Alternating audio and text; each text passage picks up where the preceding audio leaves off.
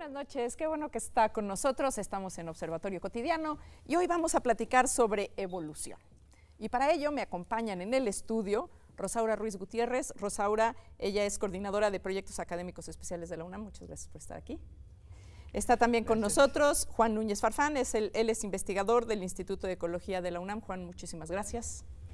Y también está con nosotros Carlos López Beltrán, él es investigador del Instituto de Filosóficas también de la UNAM.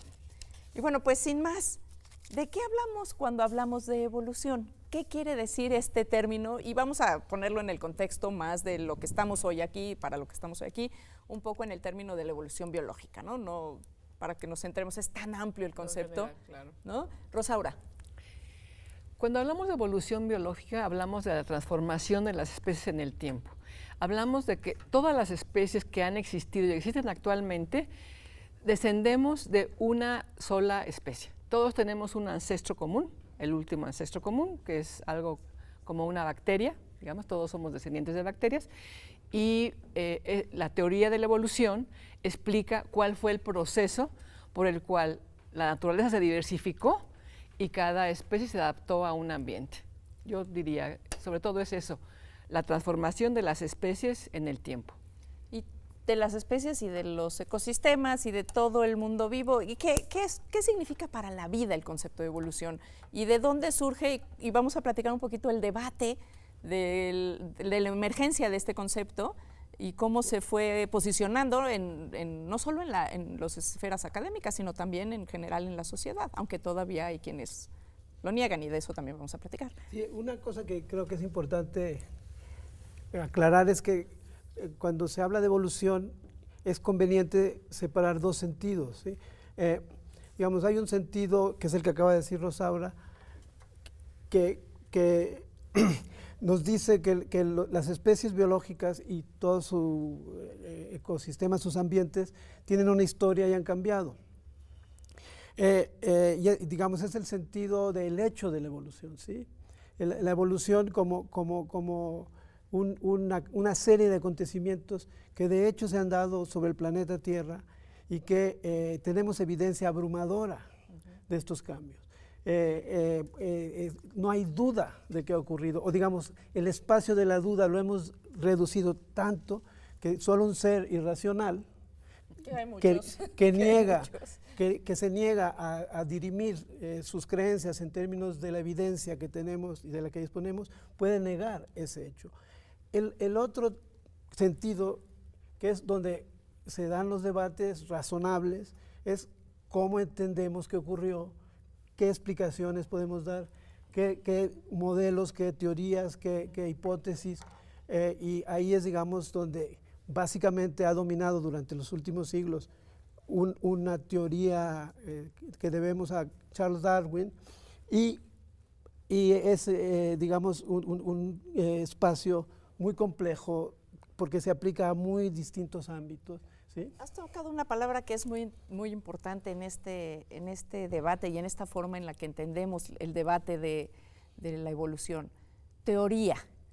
Hay quien asume teoría que es como una suposición, ¿no? Yo supongo que yo tengo una teoría sobre, y en realidad… teoría de quién mató a Colosio. Exacto. Y en realidad cuando estamos hablando de teorías en ciencia, estamos hablando de otra cosa. Juan, ¿de qué estamos hablando? Estamos hablando de un cuerpo de conocimiento y de ideas y de evidencia sobre todo, ¿no?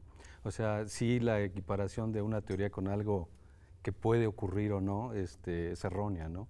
En realidad es un cuerpo sólido que ha estado, digamos, perfeccionándose a lo largo del tiempo y del desarrollo de la ciencia. Y en el caso de la teoría de la evolución, ya lo mencionaron Carlos y Rosaura, es el cuerpo de evidencia es absolutamente inmenso, ¿no? No hay duda, pues, que el fenómeno evolutivo es algo que ha ocurrido y el registro fósil es solamente una de las evidencias, pero tenemos el DNA que compartimos y en ese sentido la evolución es el cambio genético de las especies, pero lo más sorprendente es el cambio fenotípico, lo que vemos, ¿no? Las proteínas, la apariencia externa, los cuerpos. Por si no hubiera esas maravillosas, digamos, morfologías y adaptaciones, ni siquiera la estudiaríamos, ¿no? Entonces, hay cambio fenotípico y también hay cambio genético. Eso es como podemos verlo. Pero sí, sin duda que la teoría de la evolución es algo sumamente sólido. ¿Por qué es tan discutido? Porque es algo que toca a los humanos. Nadie discute la tectónica de placas, ¿no? Y que están ocurriendo ahorita los Y que también se sabe que ha los evolucionado a lo terremotos, largo ¿no? de milenios, Claro, ¿no? pero nadie lo Millones de discute, nadie años. discute la teoría atómica, por ejemplo, ¿no? Algunos. Aunque no los han visto. Algunos, sí. Nadie ha visto un átomo, Pues no, siempre claro. los alegan. Pero la evolución Tienes sí, toda la porque razón, tiene que claro. ver con nuestra, pues, Tiene que ver todas también las cosas. en un punto donde todavía se toca las religiones y la ciencia. En otros campos no, o sea, las religiones no están opinando sobre por qué se mueven las placas tectónicas o cómo se mueven. En cambio, aquí sí, porque hay creencias muy arraigadas en cualquier tipo de religión, en donde tiene que haber un papel para un ser sobrenatural que tenga que ver con la aparición de los seres humanos en la Tierra. Entonces, yo creo que ese punto es central. Por eso se discute tanto y por eso la gente opina, muchas veces sin tener conocimiento de lo que están hablando Carlos y Juan. Las evidencias que tiene la teoría de la evolución sobre el hecho de la evolución son abrumadoras. Todas las disciplinas biológicas apuntan en el mismo sentido.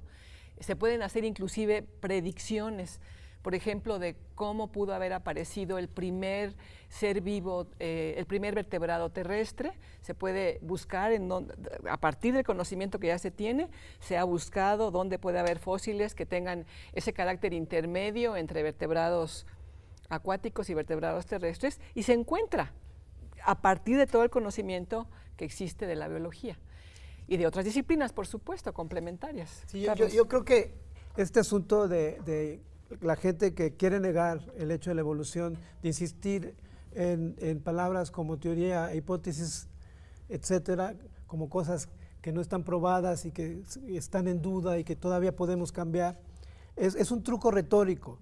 Es un truco retórico que abusivamente usa un aspecto muy importante de las ciencias, y es que las ciencias siempre tienen abiertas preguntas, ¿sí?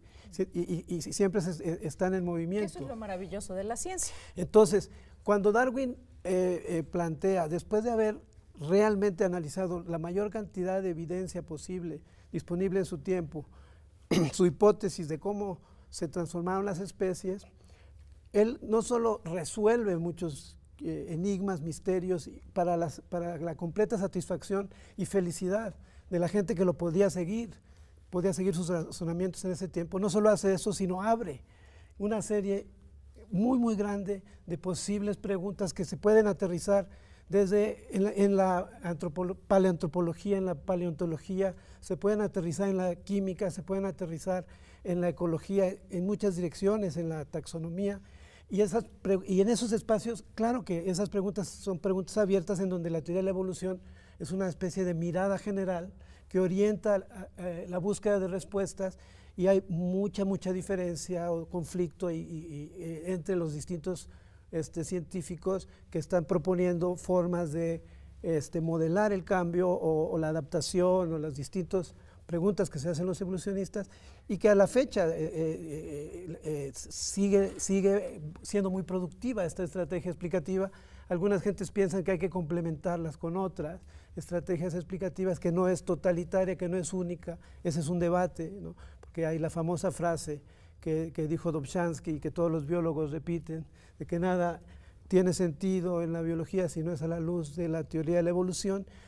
Algunas gentes la ven como un poco exagerada, pero sin embargo, digamos, es esta apertura al cambio, a la investigación, al recambio de hipótesis y al afinamiento de las explicaciones la que hace rica la teoría, ¿sí? ¿Cómo fue, digamos, el momento en el que Darwin, que se tarda muchos años y viaja por muchos lugares del mundo, en particular por América, llegan a esta propuesta, a esta idea, y cómo es recibida en su momento, en aquel entorno de ese mundo, y cómo ha ido cambiando ese parecer a lo largo de los siglos, bueno, ya casi 2, ¿no? Bueno, Darwin, como todo científico, parte del análisis de lo que en ese momento explica la naturaleza, que es la teología natural, los científicos, porque había científicos muy importantes en Inglaterra y en varios países de Europa, que estaban tratando de entender a la naturaleza. Ellos pensaban que habría que explicar cómo Dios creó a la naturaleza con leyes, con orden, y trabajaban, por ejemplo, Charles Lyell o Hooker. Los científicos de la época trabajaban con ese objetivo de entender lo que Dios creó. Darwin se forma en esa corriente, se forma en Edimburgo y en Cambridge, las principales, particularmente Cambridge, las principales universidades del mundo. Religioso, ¿no? De origen. Estaba formándose como pastor inglés, como quería tener su capilla, su parroquia, porque no quiso ser médico y no había muchas alternativas, pero con la idea de formarse como clérigo, él sabía que podía dedicarse a estudiar la naturaleza. Después del viaje del Beagle, cuando regresó, después del viaje por todo el mundo, Darwin analizó, como estaba diciendo Carlos, trató de entender todas las evidencias para explicar la naturaleza y empezó a comparar con lo que en ese momento se creía, que de alguna manera, hablando pero desde un punto de vista científico, pero sí se creía en lo que decía la Biblia, que había habido una creación y no se entendía exactamente cómo, pero se partía de que había... a partir de un momento... La idea judeocristiana prevalecía en la Europa de ese momento. Y Darwin empieza a contradecir las evidencias que él encontró en su viaje con lo que decía la teología natural. Así es como surge en mi reconstrucción de Darwin. Se requiere una enorme capacidad de observación y de disposición a entender estos procesos con otra lectura, porque hay que entender cuando tienes algo, todo un esquema y un marco... La ciencia es algo que se hace de una manera colectiva. Y Darwin contó con los más importantes científicos de Inglaterra del momento, que, por ejemplo, identificaron todas las especies que él colectó, que lo enteraron de los debates en embriología, en paleontología, en las principales disciplinas que se han desarrollado hasta ese momento. Había disciplinas que no se habían desarrollado todavía. De Wallace la genética, ¿no? la biología molecular son mucho más modernas, ¿no? Pero sí, Darwin tuvo la capacidad de hacer una síntesis de todo el conocimiento que había sobre los seres vivos, de todo lo que se sabía en ese momento. Él tuvo la capacidad de analizarlo, reflexionarlo y de plantear una explicación sobre el origen de la gran diversidad que existe, porque evidentemente él no trató el origen de la vida. Vamos a hacer aquí una pausa porque ya se nos acabó la mitad del programa, pero regresamos justo con... Sí, no, aquí el tiempo vuela, pero regresamos para que sepa usted cómo es que Darwin presenta la propuesta de evolución y qué sigue después, porque después de Darwin han pasado también muchas otras cosas. No se vaya, regresamos.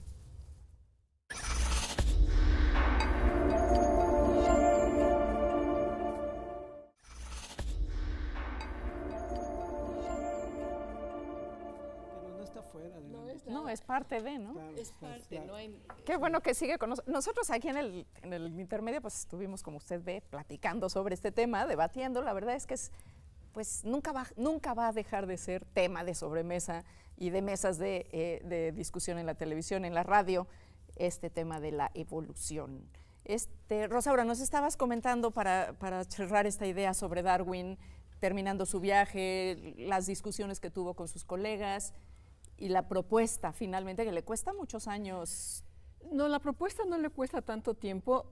Él regresó en 1836 del viaje del Beagle y en 38, más o menos, tenía ya una teoría con qué trabajar. Él dijo, eso me parece muy importante el método científico. Él tiene una idea con la que va a trabajar, una idea que es ya la selección natural, en septiembre de 1838, a partir de la lectura de Malthus. Lo que él aprende de Malthus es que la competencia al interior de las especies es fundamental para entender que la variación de un organismo y otro hace que un organismo sea más adaptado que otro. Esa diferencia, esas variaciones que hacen a los organismos más o menos adaptados, es lo que explica la reproducción diferencial los organismos se reproducen más o menos unos que otros, y de ahí surge la idea de la selección natural. No lo puedo explicar en detalle por el tiempo, pero Darwin tiene ya una teoría de la selección natural en 1838. Pero entonces dice, voy a trabajar con esta teoría para buscar evidencias, para entender, hace experimentos, lee todo lo que existe sobre biología en ese momento, y particularmente le preocupa lo humano. Se preocupa muchísimo de entender cómo explicar la evolución y la aparición, digamos, de los humanos sobre el planeta, Juan. Sí, continuando con lo que decía Rosaura, digamos que el papel de la historia natural en esos tiempos era documentar, digamos, la creación. Es decir, no como hoy que hacemos para conocer, hacer museos, colecciones científicas, para conocer la diversidad, sino para descubrir la obra de Dios, ¿no? Entonces hay una metáfora muy interesante de William Paley, un famoso teólogo de ese tiempo, que decía que si uno se encontrara un reloj y lo revisara y viera los mecanismos que finalmente da la hora, diría que eso tiene un ingeniero, y ese ingeniero obviamente es Dios, ¿no? Darwin responde a esa metáfora analizando las adaptaciones de los organismos y lo que hace Richard Dawkins es decir, sí, el relojero es la selección natural y además es ciega, no tiene, digamos, ningún propósito futuro. No hay intencionalidad. No, simplemente ajusta las especies al momento actual.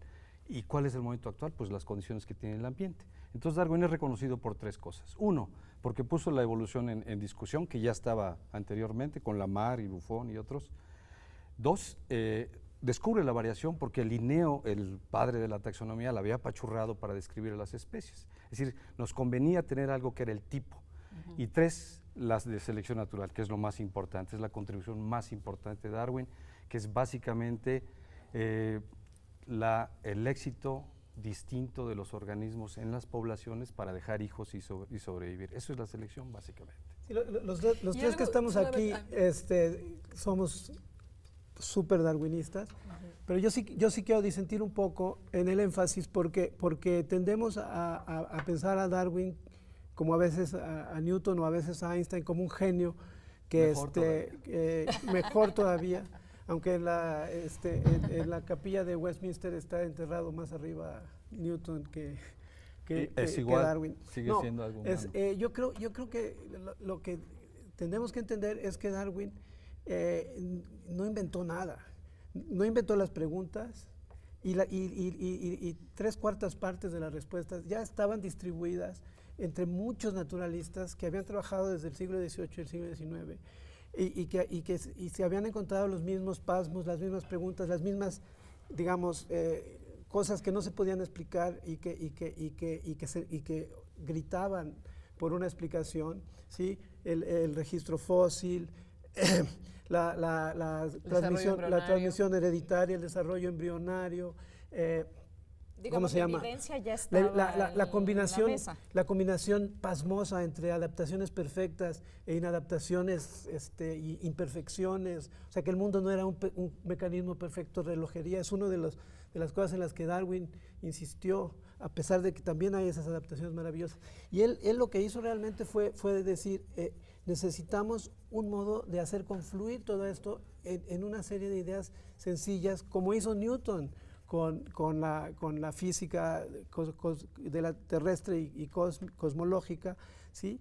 Y dio con una idea genial, ¿sí? Pero sí, es una idea que muchos de los otros naturalistas que leyeron su libro inmediatamente se dieron cuenta que solucionaba los problemas que ellos se habían ya planteado. Pero también hubo grandes debates Pero en su época, ¿no? Decir algo. A ver, yo sí creo que Wallace no que salió Darwin de la era nada. un gran genio. Sí, No, por supuesto que yo dije antes, la ciencia no lo hacen los individuos, Por la eso, hacen pero- las comunidades científicas. Y Darwin era parte de una comunidad científica internacional. Se dijiste carteaba nacional con antes, franceses. ahora es No, internacional, perdón, sí. internacional. Sí, es mundial. La ciencia tiene un carácter mundial que se ha ido extendiendo de Cada Europa vez al más, resto ¿no? del Y mundo. las facilidades de Por comunicación supuesto. la han hecho Hoy más mundial, contribuimos ¿no? la mayor parte de los países del mundo. No era lo mismo en el siglo XIX. Pero Inglaterra, Francia, Alemania sobre todo, estaban discutiendo estos temas. Por supuesto que sí, pero quien tuvo la capacidad de organizar ese conocimiento integrarlo. y dar Sí, una pero teoría. hay otra cosa que no fue se Darwin. dice. Eso Hay otra me cosa parece no que se hace dice, a un y es que genio. las críticas más importantes que se le hicieron a Darwin no fueron las de la Iglesia. Esas son críticas culturalmente importantes porque iban al corazón de lo que la gente sentía.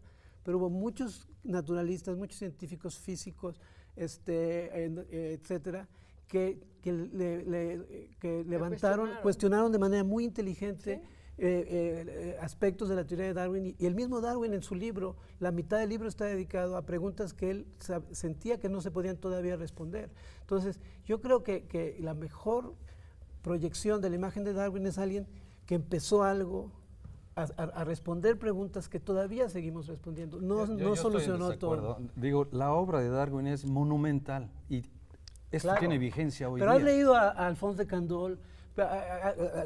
Bueno, él le mandó su manuscrito a Pues Alphonse sí, de Candolle, pero pero Alphonse- él no hizo ni la teoría de la selección Pero natural. miren, yo creo que el debate ni no siquiera puede ser sobre si si Darwin, Darwin es o no. un genio o no.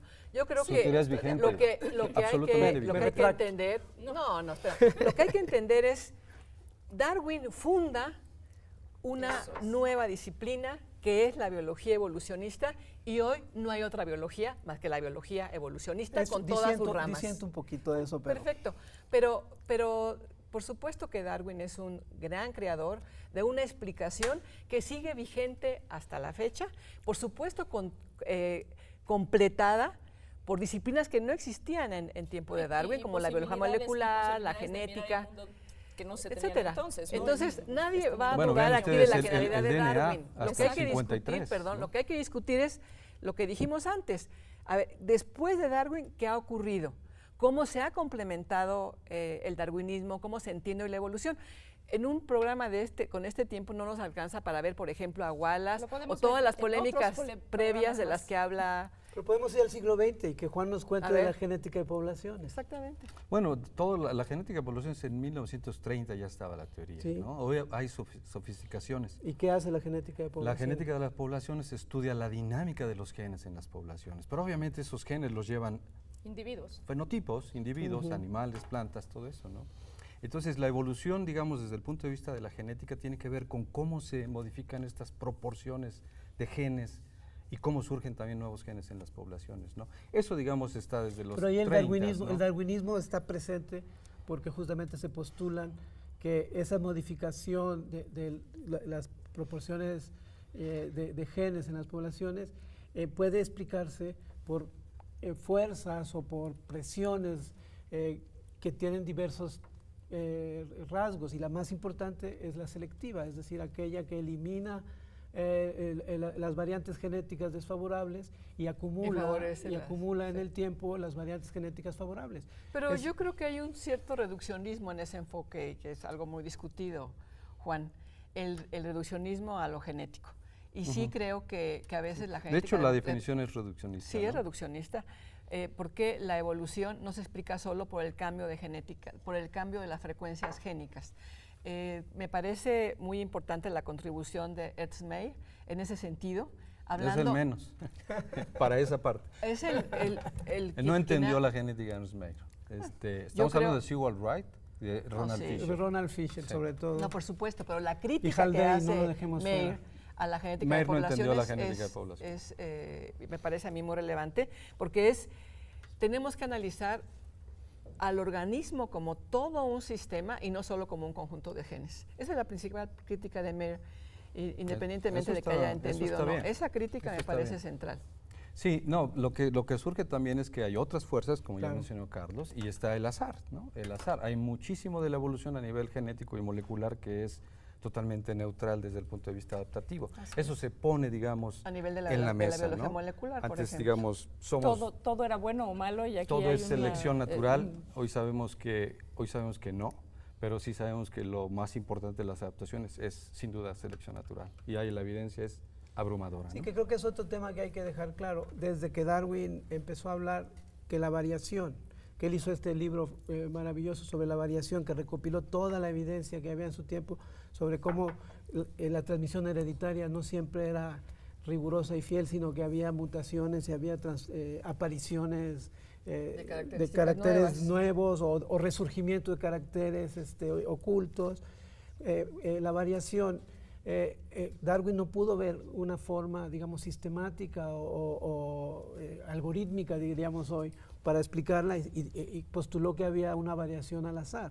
Bueno, también hay que darle su crédito a Darwin en su época, sí, en no, su por momento, eso, no, pero en es su que contexto. la noción de azar, ¿no? a lo que iba ¿no? es que la noción de azar causó mucha molestia en algunos filósofos en el siglo XIX, en el siglo XIX, el y a la azar fecha se no sigue era acusando a la evolución como una teoría que invoca la casualidad y no a un determinismo científico propiamente dicho. Y pero creo por que no eso, se entiende bien lo que es lo que hay que la separar variación, ¿no? es entender el mecanismo de la selección natural no es un mecanismo azaroso. El mecanismo de selección natural Es probabilístico. es probabilístico, pero sí tiene un objetivo que es mejorar la adaptación de los organismos. Pero decir y el objetivo azar, lo hace teleológico, Rosa. Que permite la mejor adaptación A ver, de los pero el organismos. azar está en la variación que está antes de la selección. la selección natural tenemos no es muchas al azar. variantes que no sirven de nada y en algún momento con el cambio ambiental sí pueden funcionar. Entonces, lo que no entraba en la cabeza de la gente era precisamente que la selección pudiera hacer cosas tan bonitas a partir de cosas totalmente azarosas, ¿no? Y eso, digo, yo los voy a comprometer a los tres para otro programa porque ya estamos en tiempo. Bueno. Pero qué bueno que se van a quedar picados ustedes, qué bueno que se va a quedar picado usted. Esto fue Observatorio Cotidiano. Nos vemos la próxima semana. Muchas gracias a todas las personas de TV UNAM que hacen posible este programa. Hasta la próxima. Gracias. Muchísimas gracias. Sí. No, te digo.